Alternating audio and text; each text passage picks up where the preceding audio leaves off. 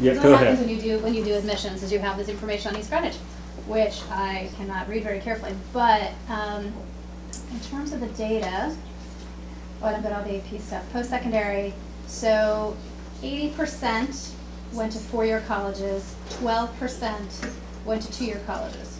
So you're at And this is the class of 92% 2014. buying both sides.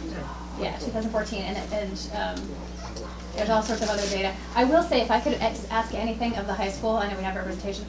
The high school guidance, since we're waiting, profile talks about the community, and it cites Go Local Providence says this about East Greenwich, and I'm always thinking, really? Do we really need to cite? It's like this website says it says something like, according to Go Local Providence, we're the second wealthiest town in Rhode Island, which is not, as an admissions person, I would not read that and think favorably about the school, the town. So if anyone can communicate this to Lynn Hostetler to say, please get rid of that sentence, that would be lovely.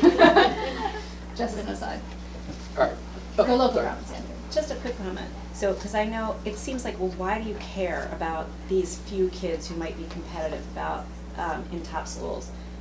To me, the problem is if you can't get the kids who should be competitive at these top schools into the top schools, the problem is they push everyone else down a notch too. Correct. So theoretically, if you have a kid who may not be admissible, isn't even considered to want to participate in that admissions bracket, but those other kids aren't getting in, they're getting into the school your kid wants to go to, and then your kid gets pushed down to the school, his backup school, and then the next tier gets pushed to his backup school as well. Right. One trick is each school, each college only take X number of students from each state or each school. There's a quota there. Except the UI may be a little bit different. We'll fight about this later. You're totally wrong. We'll fight about this later. I can tell you that. Yeah, but I would debate with you. All I'm just saying is, for example, say, the Harvard is never take, Harvard never in the history ever take two students from East Greenwich High School. You will see one, right? Even that year, both of them applied for Harvard. Both of them applied to Princeton. So Princeton and Harvard each only accept one of them. Both are outstanding students. They don't take two. It may be different when we have a strategic plan. All right, let's keep going. All right, and just to start tying this all together, one other point of reference. There's a lot of data coming out of other countries, and there's stuff that we could learn from them.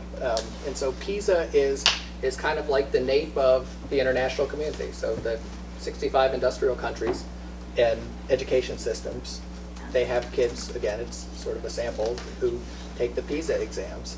And so we have data about how the United States stacks up against students in other countries. And this is where you start hearing about how the kids in Shanghai, the kids in Finland are outperforming American students. And this is kind of, again, it's a snapshot. It's where we are. And sort of we're, depending on which subject you're in, United States is sort of below the OECD average. We're near the average in reading and science. The interesting thing that we're seeing, though, over the last 10 or 12 years of PISA data is not that America's kids are doing worse. They've been doing about the same, roughly, for the last 10, 12, 14 years. What we're seeing, though, is that different countries have figured out ways to accelerate the achievement of their kids. And so we have been getting past every year that we've been taking it, the last few go-arounds. And so you see countries like Estonia, Poland. But don't those countries a lot of times track those students come like 8th or 9th grade? Like you're college bound in 8th or 9th grade, and so you already have students that are high performing students taking that, where we don't do that in this country. We don't track them that way and just pick the best of the students to take. There is something of a difference, though, because what you would consider tracking, a lot of these high performing countries would say these are performance based systems. And so you as a student don't get to move to the next level until you can meet the standard for that band that you're in. And so it's a different approach. And so when you start hearing people talking about sort of getting kids to a high standard, that's what these countries are doing. They also put, any kind of special needs, they put in self-contained schools. Finland has 15% of their kids in special schools, so they're not even necessarily included in this data. This data is American Economic Policy Institute says that this is misleading, potentially misinforming. It's just very complex, and I think that we should be very careful to draw too many conclusions from this, because the United States, believing in all kids, has the most equitable system, the most diverse, the most full of poverty, the most inclusive of disabilities. So let's be careful. No, But I but can speak I up. don't think that's entirely fair, though, because there are plenty of countries that are similar to the United States. The United Kingdom, you go to England, England is as diverse as the United States. And arguably, parts of England are far more diverse than certainly places like Rhode Island. I'm not And- arguing every piece. I'm just saying, to me, this data feels very distant from the world that I live in. Yeah. You see, I come from Shanghai, China. I educate there. Okay, I can speak for that. I believe the data is correct. Okay, the first is about diversity, right? Actually, Shanghai is much more diversity at the public school than the United States. The United States, the property tax value, has a, is used as a pre-selection criteria for the school already, school district already. But in Shanghai, each building, you already have so many people there, right? So each public school you look, you have the college professors, CEOs' kids, and you have the kids who is worried about where is their next lunch is.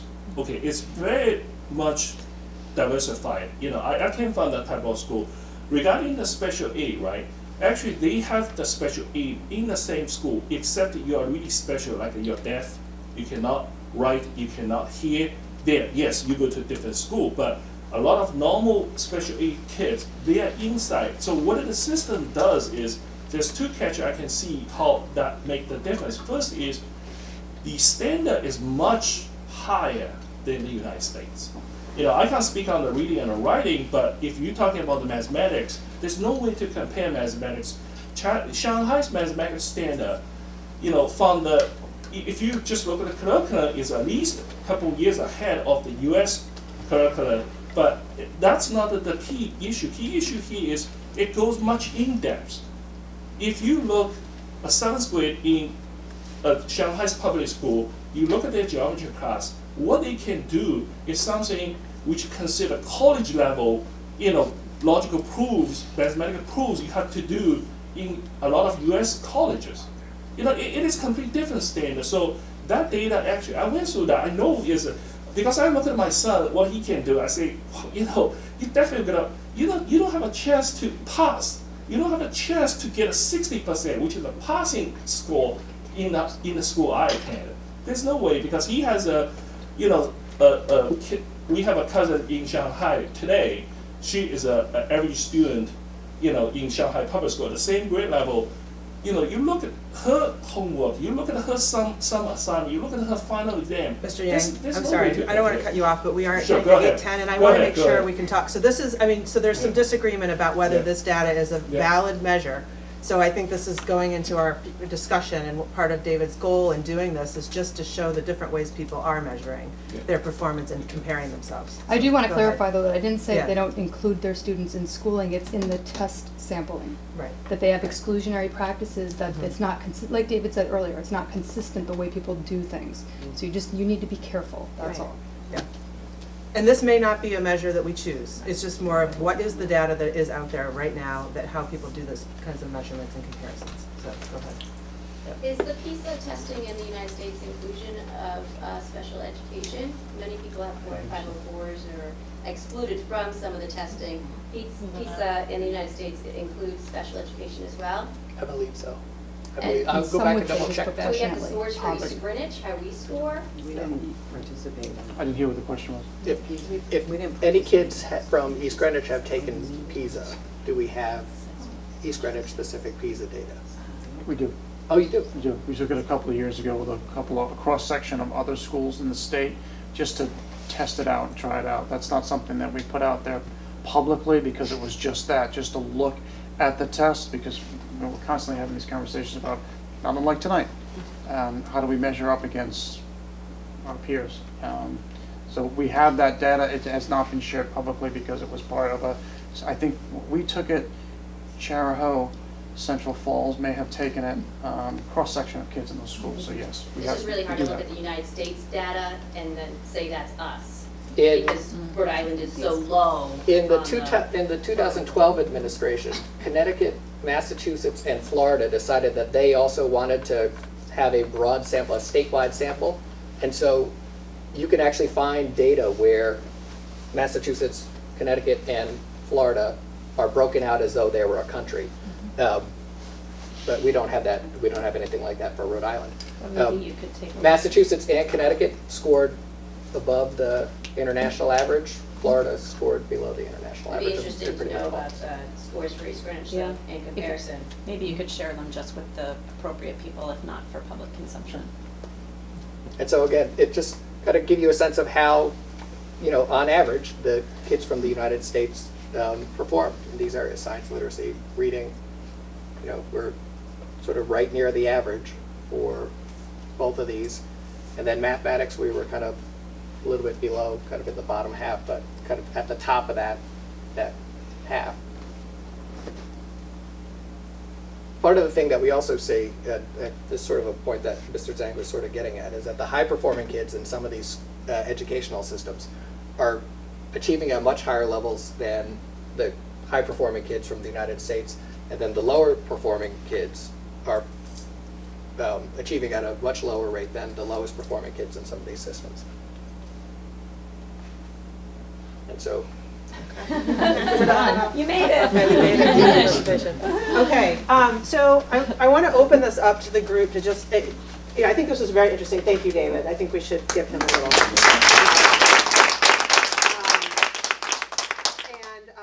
Hopefully this served to kind of set the stage for our discussion tonight. What we want to talk about tonight is, for the folks that are here, what is your thinking about which measures of success are meaningful for our community? And our focus tonight on academic measures, okay? We will talk about non-academic measures, getting to Carolyn's point earlier that we recognize that we're talking about a whole person, and academic measures are not the whole picture. But tonight is focused on that. And I just have a few requests as a facilitator, which is that I would really like to give everyone who wants a chance to make a comment a chance to do that. So if you've spoken already and other people are waiting, I'm gonna kind of move to those other people and then circle back to you if there's time to kind of make another comment. And it would also be helpful for you to share with the group kind of your name and who you are, maybe the perspective that you're faculty or staff, or if you're a parent, kind of what your role is and your perspective on your around your comment. Okay? All right, so who wants to start us off? Yes. I'm Bambi Lukens. I'm a parent in this forum, so I'm just wondering if we do have a measure for academic performance that we can see how the student grows throughout the year. I think a lot of our students enter in already at the standard or at the peak of the grade level that they're in, and the growth that happens throughout the year is not happening. It's not growing, and they're not becoming better students at the end of the year. They're learning the same curriculum that they already know. So I would like to see not only the low learners grow, but I would like to see the mid grow to high, and the high to go to the next grade level. East Greenwich schools don't really support anything above mid-level in the elementary schools, at least. So you're looking for some measure of progress within a calendar year. Okay. Who else? Mr. Zhang. Well, I try to, I'm gonna echo what she just said. For my concern is, okay, all these measures does not measure whether the student is learning. Okay, so for example, the school has a STAR report, right? But the issues with the high achieving students, they're not learning at school. Okay, but their STAR report will show much higher growth rate than the average students in East Greenwich High School, in East Street School Districts, because they're learning outside. Right? They're learning either teach by their parents, the tutoring centers, or the gifted program outside. So how we can measure this type of, and on the other side is we always looking at, okay, the NECAP PAC, but that's a minimum state standard. For high achieving kids, a lot of them, many of them are already way above the grade level, right? For example, say you have the kids taking the high reputable courses from Stanford, Johns Hopkins. I support what Mr. Holder said last December in school committee meeting. These schools, you take a course there, it's well recognized by the colleges everywhere. You know, which is true. My daughter took the course there, went to the college. Not even her college level course was credited, but also the high school course, advanced high school credits, the college will say, yeah, we give you the credit because it's so reputable course. So some sort of measure of kind of Correct, the higher achieving students. Correct, because the issue here is today is when we only measure the standard, right? I mean, the issue is, first is how we recognize these students, the level to place them properly. There's no measure to place them properly because, like I go to Mr. Holster's point is, yeah, they are reputable accepted everywhere. But the challenge is, it's not accepted here in our own district. Our own district say, no, that's not reputable, that's not acceptable. Okay, so that's a Right. different topic. So we want to talk about measures, Correct, right? but So what you're I'm saying saying, is how the measure of the placement, Yeah. how we measure the student is placed into the course they're supposed to be placed in. If you already finish a high school math class, do you need to be placed into a high school math class? There should be a measurement where you place properly, or you're placed into a 5th grade math class, 6th grade math class. okay. Right, so that's the first I hear what issue you're saying, here. but you're also, what I hear you saying, just in a nutshell, okay, Yeah. so that we don't, is that you want to see, you're talking about a couple things. I mean, one is measurement to place someone in a course, but if we're looking at district performance Yeah. and measuring district performance, what I hear you saying is being some measure that it gives some indication of the level of students that are going at, you know, kind of beyond the standards and requirements of the high school, and measuring either success in taking a college course or higher. Right, that's right. another topic. For the high school level, when they finish the highest level of Yeah. the course in high school, what is that next? What is their learning opportunity? Right. And you come down to the middle school, okay, so whether they are placed properly, what is their learning opportunity there, right? So it, you know, that goes down, really go to the, you know, we check with the Rhode Island Department of Education. Their opinion is based on the BEP. You know, the school Right. district by law has the responsibility to offer the appropriate course and to place them into the appropriate course. Right. Right, Okay, so so I'm how going to we move can us along. measure, I think you've made your point, and I think there's a bunch of things kind of wrapped up in that. Go ahead, Mrs. Credale. Marianne Crudale, Yep. I'm an elementary school teacher in the district and a member of the ad hoc committee. One of the metrics I think we really need to pull out is the data that represents the breakdown of high school, middle, and elementary. And because of our structure, we have intermediate and primary. And I think that is critical data, because then we will be able to examine each element of our pre-K to 12 structure and not make the judgments or the criticisms that if children are not in AP classes or taking exams, then the elementary isn't supporting their ultimate success. I think the data speaks volumes when you represent all populations equally. So yes, that's what's most prevalently available, but we have to be able to tap into what is available at all the school levels in order to feed the discussion properly. So that's my contribution So on being the able to metrics. measure the pathway and progress along that pathway. and see where Absolutely, the and not make connections are. assumptions because one performance rating hasn't been met, that it must be something from the beginning. Well, we have data that represents that progress over time. So I think that's really critical, that we represent each step of the process in a child's education. Great. Nicole? Piggybacking on that idea, whatever data system, and I believe we already have one that does all this, it needs to be able to disaggregate subgroups, and on a regular basis, we should be looking at these subgroups, such as disadvantaged students, students with IEPs. I mean, you know, every data point we looked at today, I can guarantee you the 10% that weren't making it, it's the subgroup I'm talking about right now, and they're the ones consistently absent from the conversation. And I'm not saying everything we do in the district is geared towards them. I'm saying don't let them be the silent piece. The data needs to show them. Yes. Hi, Heather Bristol, parent and teacher.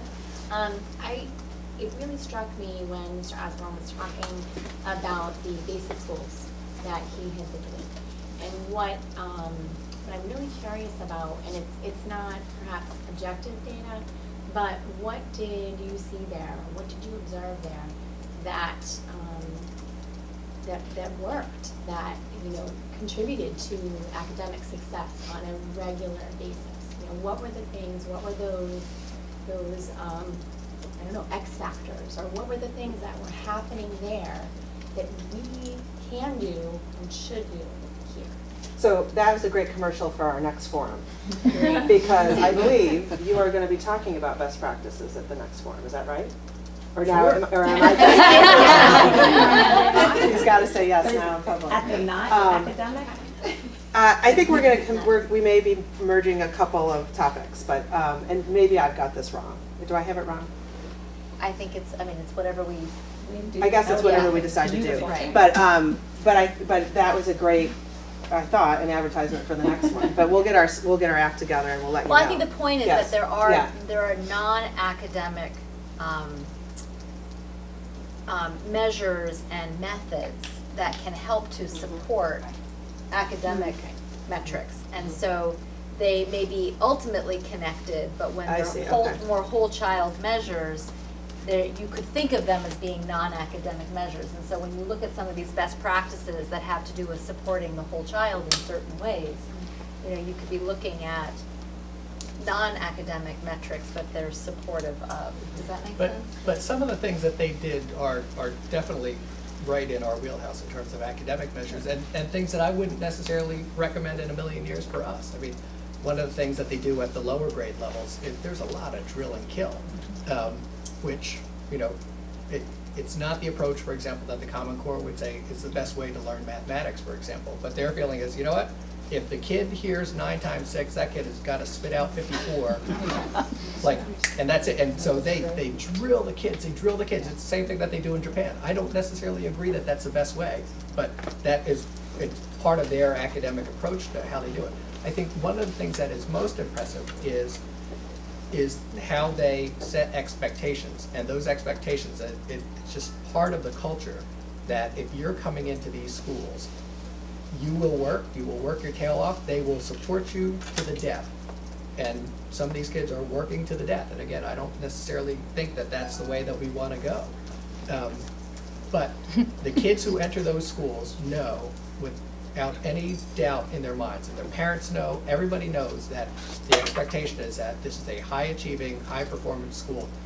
They test their kids like crazy, in part because they want to show everybody in their country. They have decided, we will take any test you guys have out there because we know our kids are gonna knock it out of the park, and we're gonna show you that our kids are gonna knock it out of the park. That's a choice And again, parents are making. I don't recommend it. I wouldn't do that in a million years, but that's part of the way that they get there is they're saying, we're gonna take these tests to show that we're the best. So we'll go Lindsay and we'll go. I'm Lindsay Discolopoulos. I'm a clinical social worker and a parent. And I think this issue of, you know, sort of segueing into the next forum is really important, because when we think about sort of academic measures and really have this vision that we're looking at metrics only in this sort of very narrow way of straight academics, you know, there are tremendous costs. I mean, I come from, you know, the field of mental health, and so the cost of the drill and kill, the cost of these high pressured, you know, situations on our students are tremendous. And so, you know, when kids, you know, get into these high performing schools, they're falling apart in college. And so I think it's really important, you know, this discussion has been so, you know, sort of tunnel visioned on straight academic measures, but I think that that's not really a way to get the best out of our kids, and that there is so much that needs to go on to support sort of this whole child. You know, a lot of the discussions that have been happening, you know, in the community and with Carolyn, that can really help to foster the, you know, the best, and those kids can get into these very, you know, high, you know, top schools, but they can perform, and they not only can perform at schools, but they can perform in life, and it goes, you know, across the board about whether you're talking about kids that are at top performing schools, or, you know, kids that are finding alternative ways to make a life for themselves. And so, you know, I think that it's really important, you know, that you know, sort of this idea of academic metrics can, you know, it's a complicated conversation, you know, because it excludes a lot of this other, you know, this, like, what are we really looking for? And what are we trying to measure? And how do you create the whole picture? And how do we create the whole picture? Yeah. Yes. So actually, I would like to, I also have a big concern about the high school student stress level. So I would think whether there's any measure can measure academic efficiency. The idea is more hours of homework doesn't mean better performance.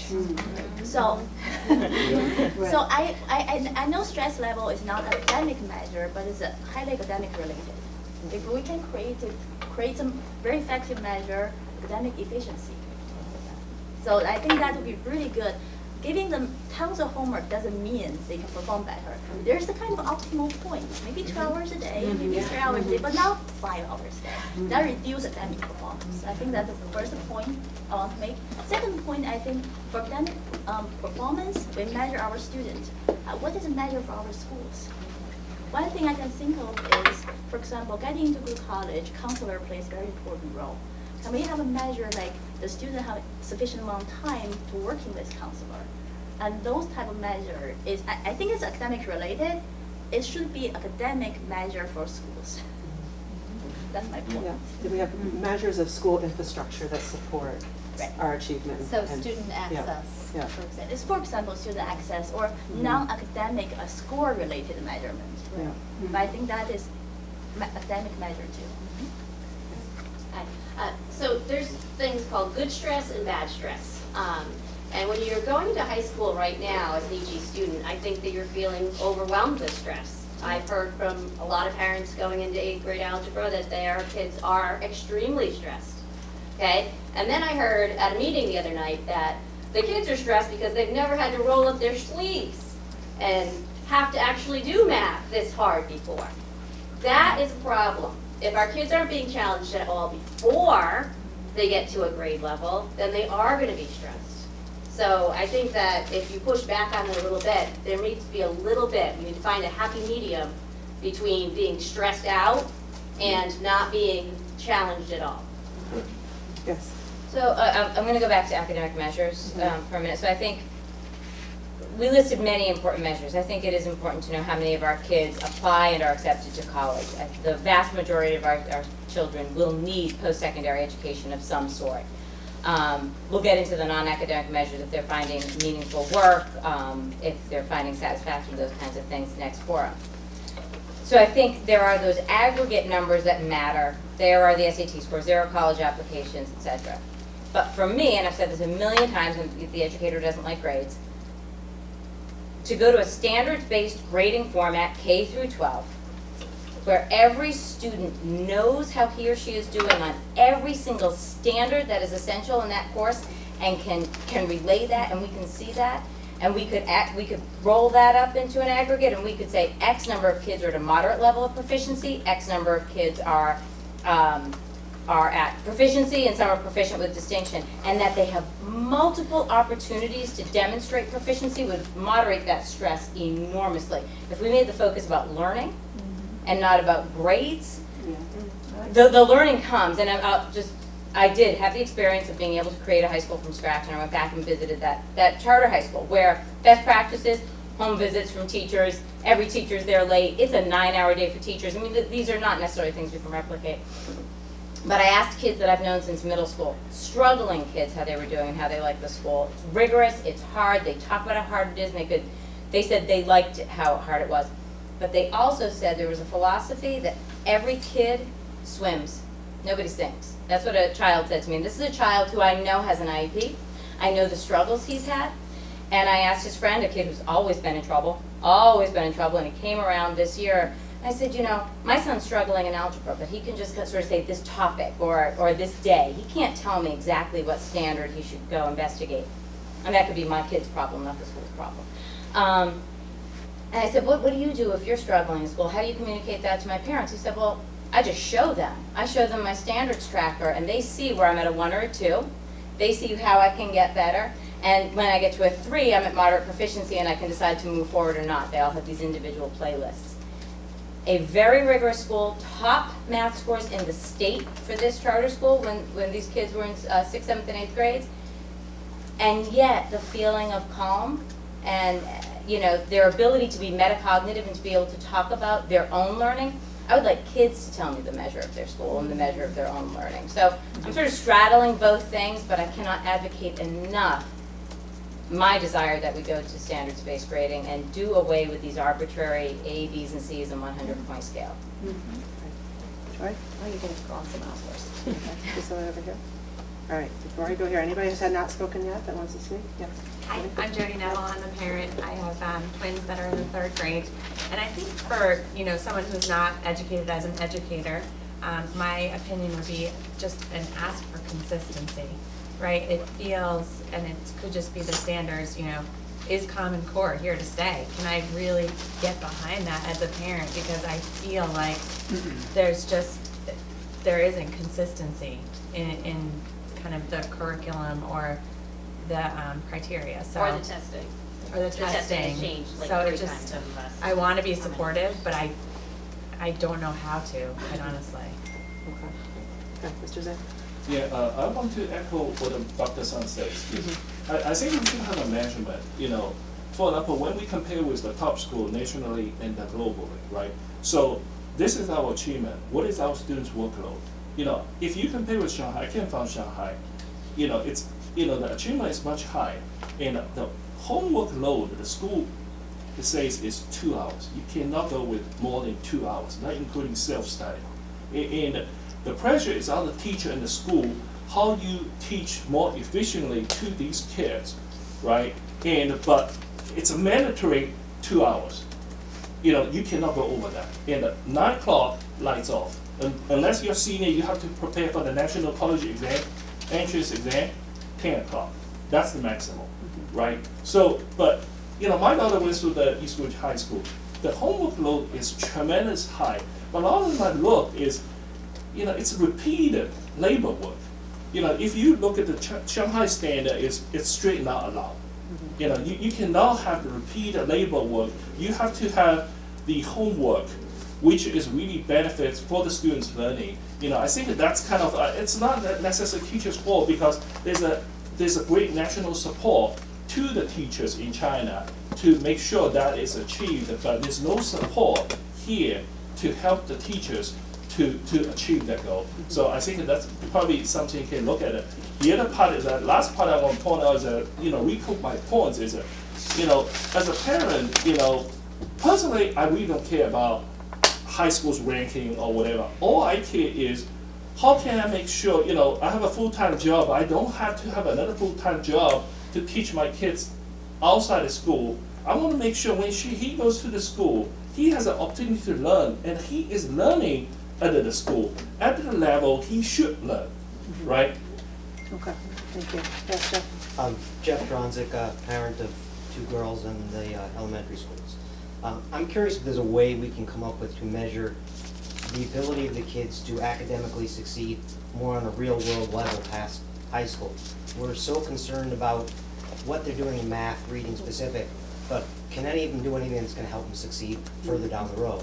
And how do we measure that? And, you know, we shouldn't be afraid to be different as a school as far as everything's set on these rankings against everybody else. You know, we should be a leader, come up with ways to measure us differently. So and Jeff, be just more to follow up successful. on that, so are you talking about kind of a like non-cognitive skill set, or are you No, talking well, about you know, just broader range of academic things. I mean, Okay. why can't there be higher level arts classes? I see. Higher level basic